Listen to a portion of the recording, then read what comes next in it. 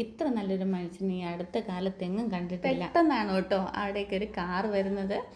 അപ്പോഴത്തേക്കിനും നണ്ടു ഓടി വന്ന് നോക്കുക കേട്ടോ, ആരാണ് കാറിൽ വന്നതെന്ന് കേട്ടോ. അപ്പോഴത്തേക്കിനും കാറിൽ നിന്ന് ഇങ്ങനെ നമ്മുടെ ആദർശ് ഇറങ്ങുവാണ്. അപ്പം നന്ദു ഇങ്ങനെ പെട്ടെന്ന് ഞെട്ടിത്തെറിച്ചിട്ട് എല്ലാവരും ഇങ്ങനെ സിറ്റ് ഔട്ടിൽ ഇരിക്കുക കേട്ടോ. എല്ലാവരുടെ അടുത്തും വന്ന് പറയുകയാണെങ്കിൽ ആദർശമായിട്ടും വന്നു എന്ന് പറയും കേട്ടോ. അപ്പോഴത്തേക്കിനും എല്ലാവരും അങ്ങോട്ടും ഇങ്ങോട്ടും പരതി അമ്മ പെട്ടെന്ന് ഉള്ളിൽ പോകും എന്ന് പറഞ്ഞുകൊണ്ട് അമ്മേനെ പറഞ്ഞ് ഉള്ളിലേക്ക് വിടും കേട്ടോ. അപ്പോൾ ആദർശ് കുറേ ബാഗൊക്കെ ആയിട്ട് ഇറങ്ങി വരുവാണേ. അപ്പോൾ ഇറങ്ങി വരുന്ന സമയത്ത് അമ്മയുടെ കാറ് കിടക്കുന്നത് കാണുന്നുണ്ട് കേട്ടോ. എന്നിട്ട് ഇങ്ങനെ വന്ന വഴിക്ക് എന്താ മോനോ എന്നാണ്ട് വിശേഷം എന്നൊക്കെ കനകയൊക്കെ ഇങ്ങനെ ചോദിക്കുന്നുണ്ട്. അല്ല നിൻ്റെ പർച്ചേസൊക്കെ കഴിഞ്ഞോ എന്നിങ്ങനെ നയനയുടെ അടുത്ത് ചോദിക്കുക. കഴിഞ്ഞു എന്ന് പറയേ. അല്ല നീ വന്നത് അമ്മയുടെ കാറിലാണോ എന്ന് ചോദിക്കുവേ. അപ്പോഴത്തേക്കും നയനയ്ക്ക് പെട്ടെന്ന് അതങ്ങോട്ട് കത്തിയില്ലായിരുന്നു കേട്ടോ. എന്നൊക്കെ പറഞ്ഞിട്ട് ആത്രശേട്ടൻ്റെ അടുത്ത് നിന്നിട്ട് വിഷയം മാറ്റിയിട്ട് അല്ല ഈ കവറിൽ എന്താണെന്നൊക്കെ ഇങ്ങനെ ചോദിക്കുവാണേ. ഏതൊക്കെയായാലും നല്ല സമയമാണെന്ന് തോന്നുന്നു. അകത്തെ അടുക്കളയിൽ നല്ല മണമൊക്കെ വരുന്നുണ്ടല്ലോ എന്ന് പറയുവേ. അത് ഞാനും മോളും ഗോവിന്ദേട്ടനും കൂടിയായിരുന്നു ഇന്ന് പാചകം എന്നൊക്കെ ഇങ്ങനെ കനക പറയും കേട്ടോ. അപ്പം നമ്മുടെ ആദർശ് പറയുന്നുണ്ട്, 3 മക്കളും കൂടെ ഒന്നിച്ച് സമയമല്ലേ, എല്ലാവരും ആഘോഷിക്കുമായിരിക്കും അല്ലേ എന്നൊക്കെ ഇങ്ങനെ ചിരിച്ചുകൊണ്ട് ആദർശം പറയുന്നുണ്ട്. എന്നിട്ട് ഗിഫ്റ്റൊക്കെ നീ തന്നെ എല്ലാവർക്കും വീതിച്ച് കൊടുക്കുക എന്നൊക്കെ പറയുന്നുണ്ട് കേട്ടോ. എന്നിട്ട് നന്ദുവിനോട് ചോദിക്കുന്നുണ്ട് പോകാനുള്ള തയ്യാറെടുപ്പുകളൊക്കെ നടത്തിയെന്ന് ചോദിക്കുന്നുണ്ട്.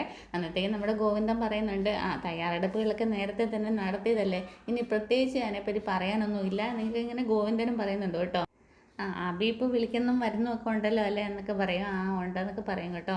പിന്നെ നയന ഇങ്ങനെ പറയുവാണേ, അബി ഇടയ്ക്ക് വന്നിരുന്നു, ചേച്ചിയും കൊണ്ട് പുറത്തൊക്കെ പോയിരുന്നു എന്നൊക്കെ പറയുന്നുണ്ട്. അങ്ങനെ അവൻ മാറിക്കഴിഞ്ഞാൽ അവന് പരമാവധി എന്തൊക്കെ സ്ഥാനം കൊടുക്കാവോ കമ്പനിയിലൊക്കെ നല്ല സ്ഥാനമൊക്കെ കൊടുത്ത് നല്ലൊരു പവറിൽ ഞാൻ അവനെ വെക്കും. ഞാൻ അവൻ്റെ അടുത്ത് പറഞ്ഞിട്ട് ഉള്ളതാണ് എന്നൊക്കെ ഇങ്ങനെ പറയുന്നുണ്ട്.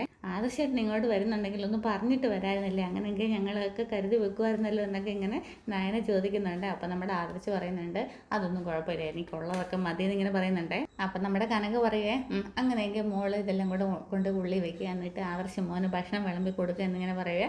അപ്പോൾ ആദർശ് പറയുകയാണേ ഇടയ്ക്കൊരു നന്ദു പോവല്ലേ, നമുക്ക് എല്ലാവർക്കും കൂടി ഇരുന്ന് ഒന്നിച്ചിരുന്ന് ഭക്ഷണം കഴിക്കാമെന്നിങ്ങനെ പറയുന്നുണ്ട് കേട്ടോ. അപ്പോൾ നമ്മുടെ നയന് പറയുന്നുണ്ട് ആദർശമായിട്ട് കൈ കഴിയിട്ട് വാന്നൊക്കെ ഇങ്ങനെ പറയുന്നുണ്ട് കേട്ടോ.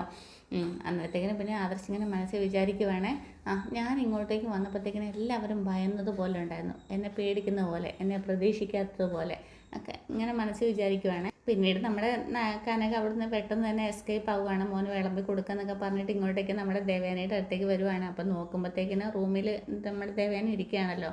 അല്ല ഈ റൂമിലാണോ കയറി ഇരുന്നത്, ഇത് ആദർശ് മോൻ വരുമ്പോഴത്തേക്കിന് ഉപയോഗിക്കുന്ന റൂമാണെന്നൊക്കെ ഇങ്ങനെ പറയുവേ. ആണോ, ഇത് നല്ല റൂമാണ്, ഞാൻ വന്നു കഴിഞ്ഞപ്പോഴത്തേക്കിന് ശ്രദ്ധിച്ചിരുന്നു, അവൻ്റെ ഷർട്ടൊക്കെ അവിടെ കണ്ടു. അപ്പോൾ പറയാം ഏറ്റവും നല്ല റൂം തന്നെയാണ് കൊടുക്കാനായിട്ട് ഉദ്ദേശിച്ചത് എന്ന്